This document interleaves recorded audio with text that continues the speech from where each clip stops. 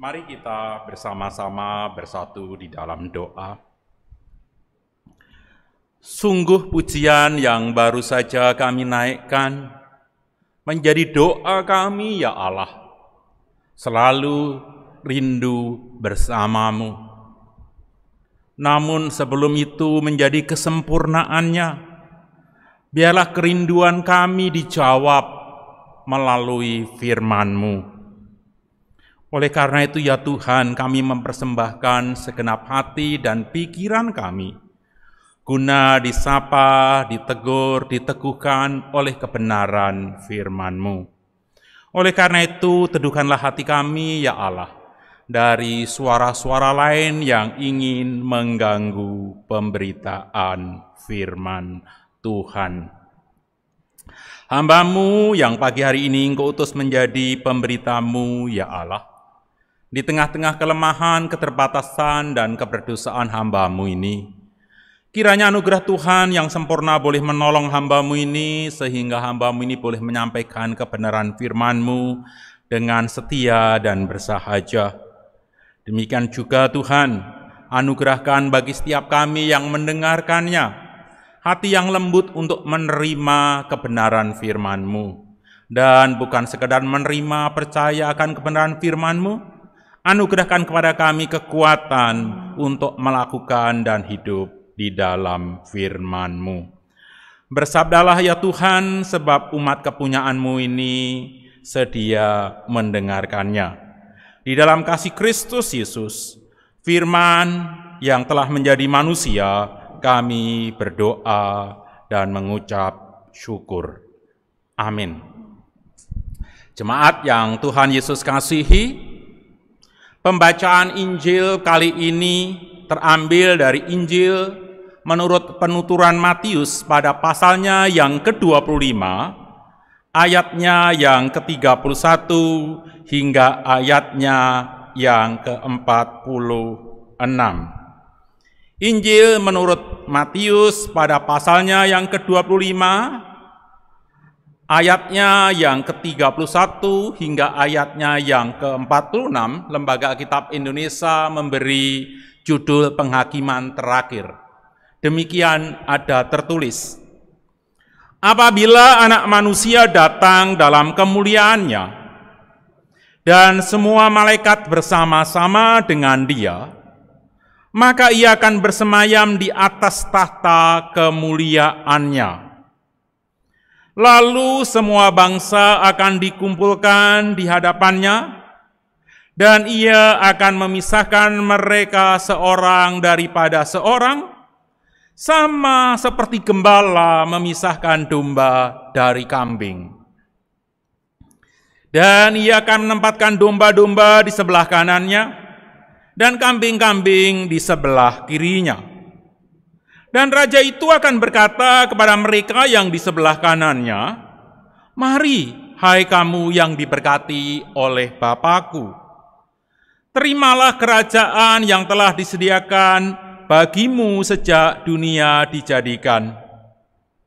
Sebab ketika aku lapar, kamu memberi aku makan. Ketika aku haus, kamu memberi aku minum. Ketika aku seorang asing, kamu memberi aku tumpangan. Ketika aku telanjang, kamu memberi aku pakaian. Ketika aku sakit, kamu melawat aku. Ketika aku di dalam penjara, kamu mengunjungi aku. Maka orang-orang benar itu akan menjawab dia, katanya, Tuhan, bila manakah kami melihat engkau lapar dan kami memberi engkau makan? Atau haus dan kami memberi engkau minum? Bila manakah kami melihat engkau sebagai orang asing dan kami memberi engkau tumpangan, atau telanjang dan kami memberi engkau pakaian? Bila manakah kami melihat engkau sakit dan atau dalam penjara dan kami mengunjungi engkau?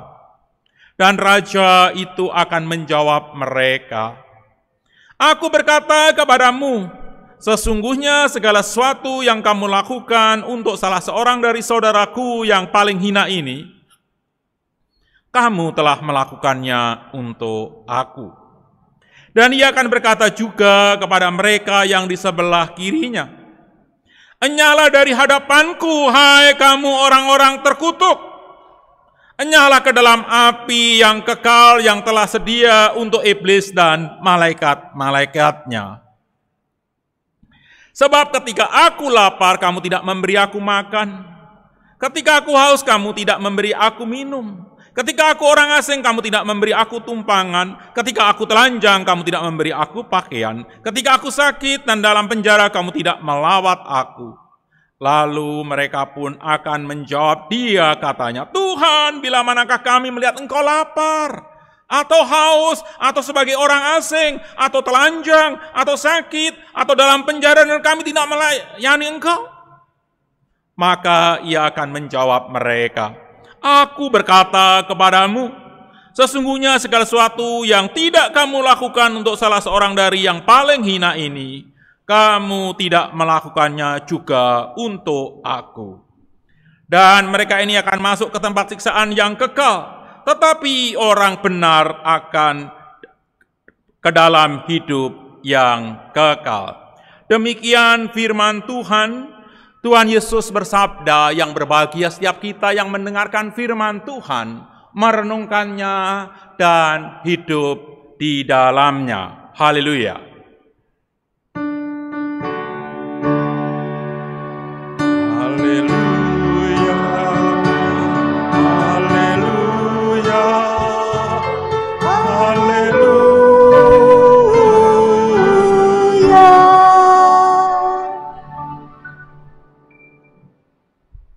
Selamat tahun baru Bapak, Ibu, Saudara yang ada di tempat ini maupun yang mengikuti streaming dari rumah.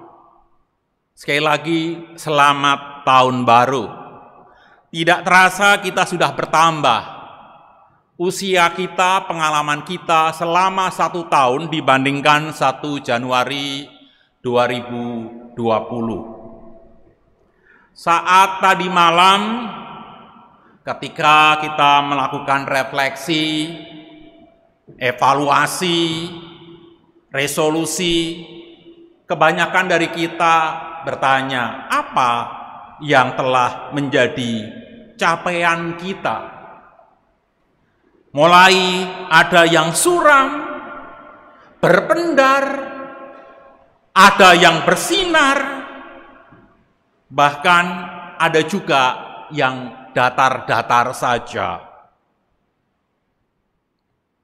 Kaum skeptik ataupun jangan-jangan dari kita menjadi bagian di dalamnya mengatakan seperti pengkhotbah, tidak ada yang baru di bawah matahari. Tidak ada kenangan di dalamnya. Semuanya berjalan seperti biasa saja. Namun bagi kita, umat yang percaya tentu mempunyai pemahaman yang berbeda. Setiap tahun baru ada harapan baru. Dari suatu pengharapan ke pengharapan baru.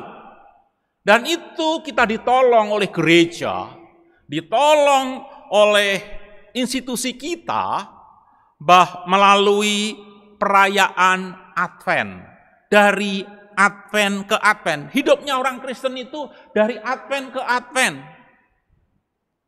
Advent yang pertama itu adalah Advent menunggu kedatangan Yesus Sang Mesias.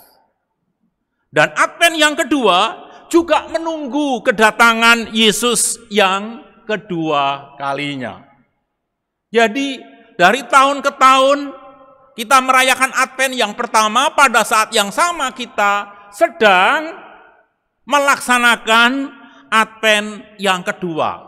Dan itu sifatnya bukan siklik, seperti yang dipercayai oleh orang-orang skeptik atau orang-orang yang tidak percaya kepada Allah. Melainkan pengharapan kita, harapan Advent kita adalah pengharapan yang sifatnya progresif. Makin hari makin maju, makin hari makin mendekati dari apa yang kita harapkan. Bacaan yang kita baca tadi merupakan bagian terakhir dari khotbah akhir zaman. Ya. Dari Matius pasal 24 dan 25 adalah khotbah Tuhan Yesus tentang akhir zaman. Dan perikop yang kita baca adalah bagian terakhir dari khotbah akhir zaman tersebut. Saya hendak membaca ulang ayat 31 sampai ayatnya yang ke-33 yang merupakan introduksi dari bagian ini. Apabila Anak Manusia datang dalam kemuliaannya, dan semua malaikat bersama-sama dengan dia, maka ia akan bersemayam di atas tahta kemuliaannya. Lalu semua bangsa akan dikumpulkan di hadapannya, dan ia akan memisahkan mereka seorang pada seorang, sama seperti gembala memisahkan domba dari kambing. Dan ia akan menempatkan domba-domba di sebelah kanannya dan kambing-kambing di sebelah kirinya. Nah, tadi saya mengatakan bahwa kita itu hidup di dalam masa penantian yang bersifat eskatologis, yaitu penantian akan kedatangan Kristus kali yang kedua. Nah,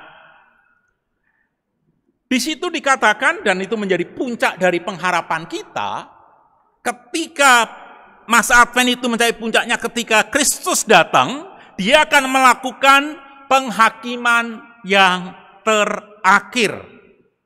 Dan ketika melakukan penghakiman tadi, di situ menggunakan sama seperti. Ini maksudnya adalah metafora. Perbandingan, kalau orang Jawa bilang sanepan, dari kata sanepo. Nah, jadi ketika Yesus nanti sebagai Raja yang datang, dia akan menghakimi kita, maka itu dilakukannya sama seperti gembala yang memisahkan kambing dan domba. Nah, saya selalu menekankan di dalam pengajaran saya, di dalam kedatangan Kristus yang pertama, itu Kristus datang dengan kasih dan kelembutan. Tapi kedatangan Kristus yang kedua adalah dengan kuasa dan keadilan. Maka enggak dilukiskan di situ sebagai bayi lagi, melainkan sebagai Raja yang akan melakukan penghakiman terakhir. Nah, penghakiman itu dilakukan seperti gembala memisahkan domba-dombanya dan dari kambingnya. Yang sebelah domba-dombanya ditaruh sebelah kanan, sedangkan kambing-kambing di sebelah kiri. Nah, kata metafor kiri dan kanan, ini memang secara tradisi Timur Tengah kuno itu mempunyai perbedaan.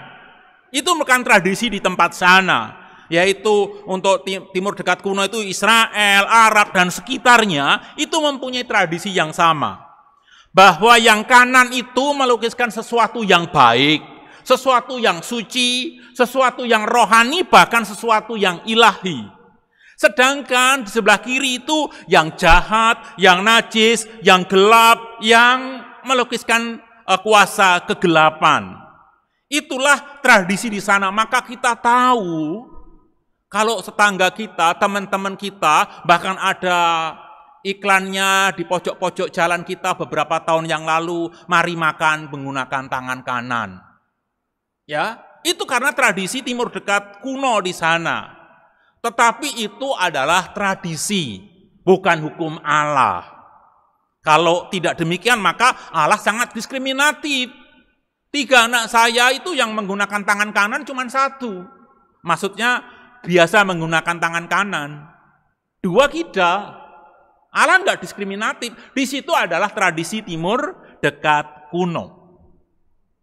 Dan metafor yang lain adalah penggunaan tentang domba dan kambing. Saya tidak akan membahas enaknya daging domba atau kambing mana yang lebih enak gitu. Menurut saya dua-duanya enak gitu. Kalau mau traktir saya ya monggo saja kambing, ya ayo, domba ya enggak menolak saya begitu. Ya. Tetapi tahun lalu saya ingat banget pengkhotbah tamu di tempat ini telah membahas bagian ini, membahas secara detail tentang domba dan kambing, dan saya tidak akan mengulangnya, bahwa kambing itu suka menyendiri dan domba itu suka social life atau berkelompok. Saya tidak akan membahas lagi. Tetapi yang pesan utama dari perikop yang kita baca tadi adalah atas dasar apa, sekali lagi, atas dasar apa sang Raja Kristus memisahkan atau mengelompokkan mereka. Atas dasar apa?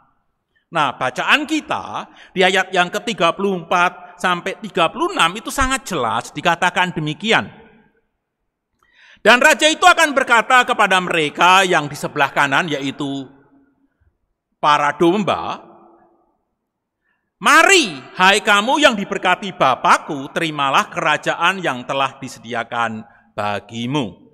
Jadi yang di sebelah kanan atau para domba tadi menerima reward. Ya, ajakan, undangan, dan menerima reward. Dikatakan menerima kerajaan yang telah disediakan sejak dunia dijadikan untuk orang-orang pilihannya. Dan ajakan sekaligus reward ini bukan tanpa alasan, bukan main cap-cip-cup, melainkan ada alasan yang mendasarinya. Di ayat yang ke-35 dikatakan sebab mengapa kamu menerima? Sebab ini, apa sebabnya? Ketika aku lapar, kamu memberi aku makan. Ketika aku haus, kamu memberi aku minum. Ketika aku orang asing, kamu memberi aku tumpangan. Ketika aku telanjang, kamu memberi aku pakaian. Ketika engkau sakit, engkau melawat aku. Ketika aku dalam penjara, kamu mengunjungi aku. Jadi seorang di sebelah kanannya yang dimetaforkan sebagai domba tadi menerima undangan dari Allah, menerima reward dari Allah karena sesuatu yang mereka kerjakan terhadap Sang Raja, terhadap Kristus, terhadap Allah. Namun apakah faktanya demikian? Ya, kata Raja, kata Kristus bahwa mereka menerima itu karena mereka melakukan. Apakah faktanya demikian? Kalau kita melihat, ternyata mereka sesungguhnya tidak melakukan itu kepada Raja atau kepada Kristus secara ansih. Karena kalau kita lihat di ayatnya yang ke-37 hingga ayatnya yang ke-39, maka kata orang-orang benar itu, "Tuhan, bila manakah kami melihat engkau lapar dan kami memberi engkau makan, atau haus dan kami memberi engkau minum? Bila manakah kami melihat engkau sebagai orang asing dan kami memberi engkau makan tumpangan, atau telanjang dan kami memberi engkau pakaian? Bila manakah kami melihat engkau sakit atau dalam penjara dan kami mengunjungi engkau?" Jadi orang-orang pilihan, orang-orang yang menerima reward lagi, orang-orang yang benar tadi merasa tidak melakukannya. Merasa tidak melakukannya. Maka ketika mereka enggak ngeh bahwa mereka merasa melakukannya, ayat yang ke-40 sang raja itu mengingatkan. Dan raja itu akan menjawab mereka, "Aku berkata kepadamu, sesungguhnya segala sesuatu yang kamu lakukan untuk salah seorang dari saudaraku yang paling hina ini, kamu telah melakukannya untuk aku." Oh, itulah rupa-rupanya ketika orang-orang benar itu melakukan untuk orang-orang di sekitarnya, bahkan orang-orang yang tidak masuk hitungan oleh sekitarnya, Kristus Allah memperhitungkan itu sebagai tindakan yang diberikan kepada dirinya. Atau dengan kata lain, Kristus sang Raja tadi mengidentifikasikan dirinya sebagai orang yang paling hina. Kalau ada orang yang tersingkirkan, kalau ada orang yang termarginalkan, kalau orang yang tidak dipandang sebelah mata oleh dunia, dan kita menganggapnya itu berharga, dan kita melakukan pelayanan kepada dia, itu memberi pelayanan kepada Kristus sendiri. Menarik sekali. Orang-orang benar yang dimetaforkan sebagai domba-domba di sebelah kanan tadi tidak sadar telah melakukan kebajikan atau pelayanan kepada Sang Raja. Sekali lagi, mereka tidak sadar telah melakukan kebajikan atau pelayanan kepada Sang Raja. Orang-orang itu tidak sadar mengapa? Karena mereka sibuk melakukan kebajikan, sibuk melakukan kehendak Allah, bukan sibuk menghitung kebajikan atau perbuatan baik yang telah diperbuatnya. Saya ulangi sekali lagi. Mereka ini sibuk melakukan kebajikan dan melakukan kehendak Allah, bukan sibuk menghitung kebajikan dan perbuatan baik yang telah dilakukannya. Saking sibuknya dia tidak sadar bahwa itu dilakukan untuk Sang Raja. Mereka sibuk melakukan kebajikan kepada siapapun, melakukan kehendak Allah kepada siapapun, sehingga mereka tidak menghitung kebajikan atau perbuatan baik yang telah dilakukannya. Apalagi menghitung jasa guna menonjolkan diri. Kalau enggak ada aku dulu begitu. Itu orang yang sibuk menghitung kebajikan. Sehingga dia tidak melakukan karena sibuk menghitung-hitung. Berbeda dengan kelompok satunya, yaitu kelompok yang dimetaforikan sebagai kambing yang di sebelah kirinya. Dan ia juga akan berkata kepada mereka yang di sebelah kirinya, kata Kristus, "Enyahlah daripadaku, hai kamu orang-orang terkutuk, enyahlah ke dalam api yang kekal yang telah sedia untuk iblis dan malaikat-malaikatnya." Kalau yang tadi mari, rangkul mari, yang di sebelah kiri, pergi, enyah dari hadapanku, dan enyahlah ke dalam api yang kekal penghukuman, yang sedia untuk iblis dan malaikat-malaikatnya. Kelompok ini dimasukkan di dalam kelompok sebagai malaikat-malaikatnya iblis. Pengikut-pengikutnya iblis. Kalau yang sebelah kanan tadi memperoleh undangan dan reward karena perbuatan yang dilakukannya, kelompok yang sebelah kiri justru memperoleh dakwaan, disuruh enyah karena sesuatu yang tidak mereka kerjakan. Harusnya kalau sini menerima reward, kalau nggak mengerjakan ya nggak nerima reward gitu loh. Ini nggak dihukum. Dan sekali lagi, dikatakan enyahlah dari hadapanku dan enyahlah ke dalam api yang kekal. Atau yang sering disebut neraka. Maka bagi saya, pemahaman saya, bahwa neraka adalah suatu tempat ataupun suatu keadaan di mana kehadiran kasih Allah absen di sana. Karena enyah daripadaku, pergilah ke sana, artinya di tempat tersebut absennya kasih Allah di sana. Bukan sekedar figuratif api yang menyala-nyala. Karena di dalam catatan Injil itu menarik. Neraka dikatakan apinya menyala-nyala, panas. Tapi dikatakan ulat-ulat yang tidak akan pernah mati. Itu adalah keadaan figuratif yang tidak mengenakan. Karena apa? Absennya kebaikan dan kasih Allah di sana. Dan ketika Allah menghukum orang yang sebelah kirinya, itu juga bukan tanpa alasan. Karena dikatakan, sebab ketika aku lapar, kamu tidak memberi aku makan. Karena nggak melakukannya yang seharusnya dilakukannya. Ketika aku haus, kamu tidak memberi aku minum. Ketika aku orang asing, kamu tidak memberi aku tumpangan. Ketika aku telanjang, kamu tidak memberi aku pakaian. Ketika aku sakit dalam penjara, dan dalam penjara kamu tidak melawat aku. Jadi yang pertama tadi, melakukan yang seharusnya dilakukan, sedangkan kelompok yang kedua adalah tidak melakukan yang seharusnya dilakukan. Dan itu menerima punishment. Tidak, tidak, tidak. Lalu sama seperti kelompok kanan, kelompok sebelah kiri pun bertanya, kalau ini yang pertama tadi merasa tidak layak, kapan aku berbuat baik? Yang ini membela diri. Biasa kalau orang melakukan kesalahan pasti berusaha membela diri. Itu pasti. Jadi semakin membela diri seseorang, apalagi sudah tidak logis lagi, semakin terbukti kesalahan seseorang.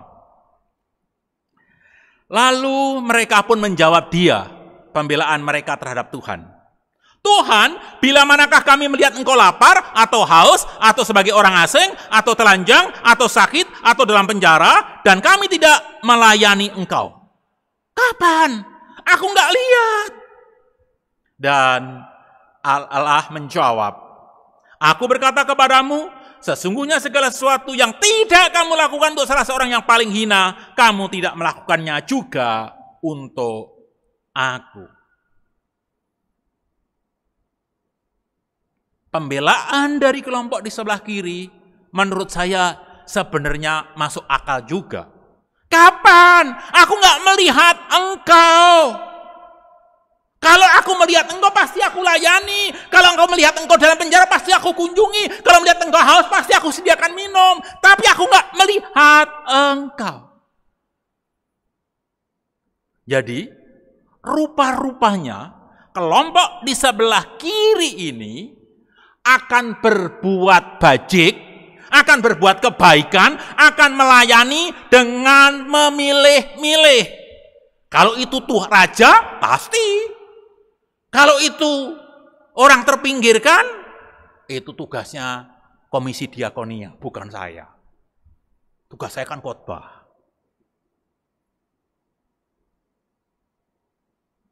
Jadi mereka melakukan itu dengan memilih-milih kalau melakukan kebajikan.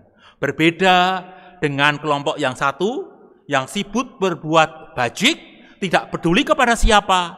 Kelompok ini memilih-milih, ini perlu dilakukan atau tidak. Orang ini layak atau tidak. Orang itu sesuai atau tidak. Orang itu anggota jemaat atau tidak. Orang itu aktif atau tidak. Orang itu pro saya atau tidak, dan lain sebagainya. Sehingga orang-orang seperti ini sibuk menghitung-hitung, pantas enggak aku melakukan kebajikan. Dan karena sibuk menghitung-hitung pantas enggak aku melakukan kebajikan, maka orang-orang seperti ini lupa bahkan alpa melakukan tindakan kebajikan. Dan khotbah ini ditutup oleh Tuhan Yesus dengan sangat baik, menjadi kesimpulan dari perikop ini. Dan mereka ini, yaitu orang yang di sebelah kirinya, akan masuk ke tempat siksaan kekal. Tetapi orang benar ke dalam hidup yang kekal. Dua-duanya hidup di dalam kekekalan. Yang satu hidup karena dekat kepada sang sumber hidup. Dan yang lain mati secara kekal karena dienyahkan dari Allah sang sumber kehidupan itu. Endingnya jelas dari keduanya. Kita telah melihat. Di sebelah kanan, mari terimalah kerajaan. Sebelah kiri, enyahlah, pergilah ke tempat perapian yang kekal. Jelas ending dari dua kelompok ini. Dan kita jelas juga bagi kita apa yang membuat mereka dikategorikan sebagai kelompok kiri dan kelompok kanan. Dasar pemisahannya jelas, yaitu perbuatan pelayanan baik yang dilakukan oleh orang-orang. Dasar pemisahannya adalah jelas, yaitu perbuatan baik mereka. Mungkin para penggemar ajaran yang ada di gereja ini akan bertanya di dalam hati, kalau gitu kita diselamatkan karena perbuatan baik atau karena iman kepada Kristus? Saya akan menjawab dengan tegas bahwa keselamatan kita, istilah masuk surga atau neraka, itu fokusnya kepada Kristus. Kalau percaya kepada Kristus dengan segenap hati, kamu masuk. Cuman rewardnya berbeda. Ilustrasinya paling gampang begini. Kalau misalkan ada konser grup musik yang terkenal di dunia ini, di Senayan sana, di tribun sana. Nah, maka jelas untuk masuk itu menggunakan karcis. Itu jelas. Cuman ada yang di tribun, ada juga di kelas VIP. Untuk di kelas VIP, kamu harus membayar lebih. Oleh karena itu sebagai orang yang diselamatkan, jangan berhenti. Oh, saya sudah selamat. Enggak, mari kita berlomba-lomba berbuat baik. Itu yang dikatakan di kitab Filipi 1 yang mengatakan tetap kerjakan keselamatanmu. Supaya ketika kita datang kepada Kristus nanti bukan dengan tangan hampa. Jadi ini bukan berbicara keselamatan, tapi berbicara reward yang diterima di kerajaan surga nanti. Menarik. Mengapa respon seseorang terhadap keselamatan itu diperhitungkan oleh Allah? Respon terhadap kerajaan Allah, respon terhadap kingship of God, respon terhadap the principle governance of God, itu yang diperhitungkan. Mengapa demikian? Karena kerajaan Allah di dalam kemuliaan nanti bukan sesuatu yang berbeda dari yang saat ini. Kerajaan surga nanti adalah kelanjutan dari sistem yang ada dari sekarang. Termasuk di dalamnya adalah tatanan sosial, di dalamnya tatanan relasional. Karena bacaan kita dalam berita anugerah tadi, di Wahyu pasal 21 ayat 1 sampai 6a, secara khusus ayat 1 sampai ayat yang ketiga, itu melukiskan hal tersebut. Tolong diperhatikan di Wahyu 21 ayat 1 sampai 3. Lalu aku melihat langit yang baru dan bumi yang baru. Sebab langit yang pertama dan bumi yang pertama telah berlalu, dan laut pun tidak ada lagi. Dan aku melihat kota yang kudus, Yerusalem yang baru turun dari sorga, dari Allah. Jadi jelas, nanti kerajaan sorga, kalau kita bilang kerajaan sorga yang dilihat oleh Stefanus, yang dilihat oleh kaum martir, melihat kerajaan Allah terbuka, kita tidak bisa melihatnya, itu bersifat spiritual, dimensinya berbeda dengan kita sekarang.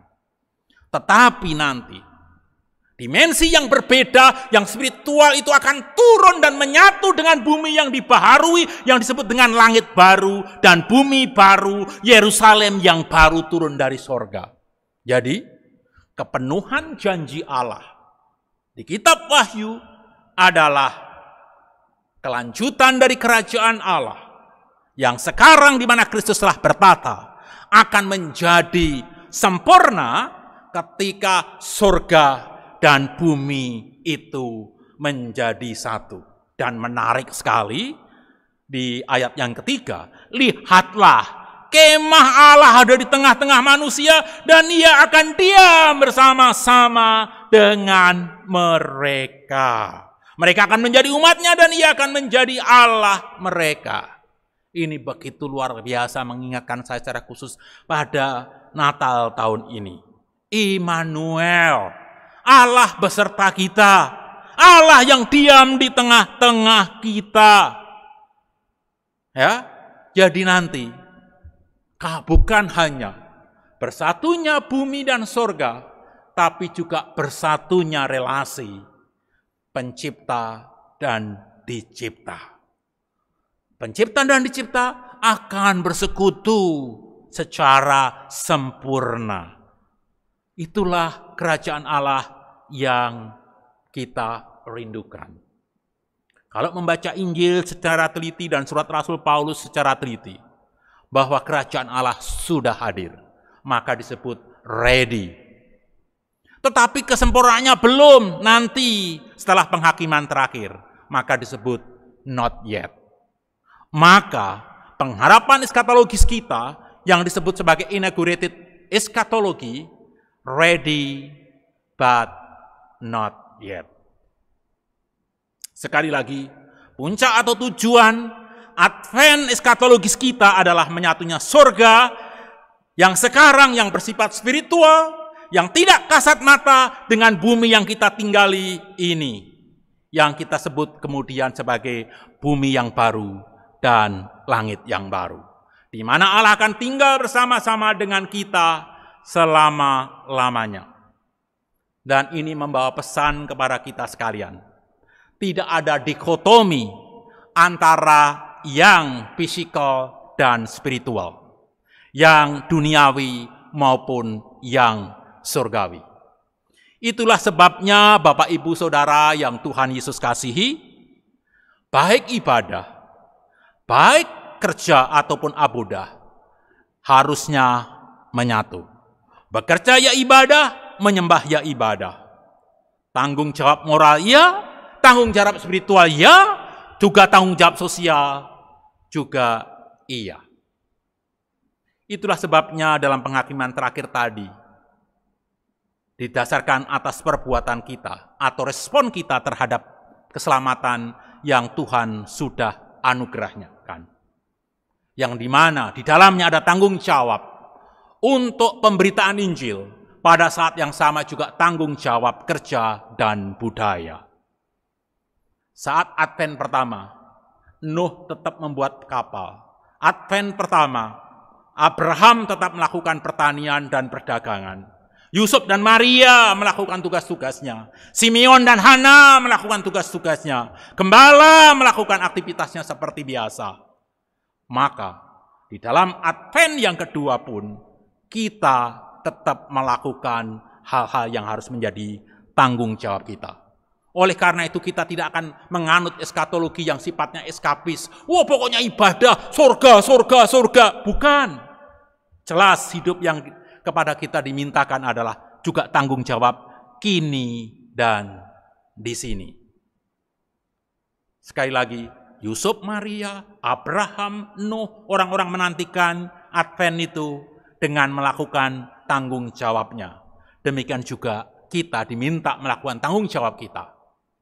Seperti semula. Hanya saja orientasi kita berbeda. Orientasi kita adalah bukan untuk kita, bukan memilih-milih, melainkan semata-mata untuk Tuhan. Tanggung jawab kita bukan hanya nanti saja, tetapi saat ini. Demikian pelayanan juga. Keluarga juga kita harus seimbang. Sama pentingnya pelayanan maupun keluarga. Oleh karena itu, Bapak Ibu Saudara yang Tuhan Yesus kasihi, saudara sebagai karyawan, sebagai pengusaha, atau apa, ingat juga pada saat yang sama, saudara sebagai ayah, sebagai ibu, sebagai anak, juga sebagai pelayan dan anggota gereja. Bagi anak muda, mungkin sebagai siswa, sebagai mahasiswa, pada saat yang sama, kalian juga pemuda gereja, yang mana gereja membutuhkan peran saudara-saudara sekalian. Kita sebagai warga gereja, kita sebagai aktivis gereja, namun kita juga menjadi warga di RT di mana Tuhan tempatkan. Kita juga diminta tanggung jawab kita terhadap mereka. Karena Kristus hadir bukan hanya di gereja, karena Kristus hadir bukan hanya di tempat pelayanan rohani seperti ini, tetapi Kristus hadir di RT kita, Kristus hadir di tukang ojek di depan rumah kita, ataupun di Gojek, ataupun di Grab, dan lain sebagainya. Kristus hadir di dalam mereka. Dan Kristus mengidentifikasikan dirinya sebagai mereka. Oleh karena itu, mereka menjadi tanggung jawab kita. Sama seperti kita bertanggung jawab terhadap Kristus. Mari kita beribadah pada saat yang sama, kita tetap bekerja.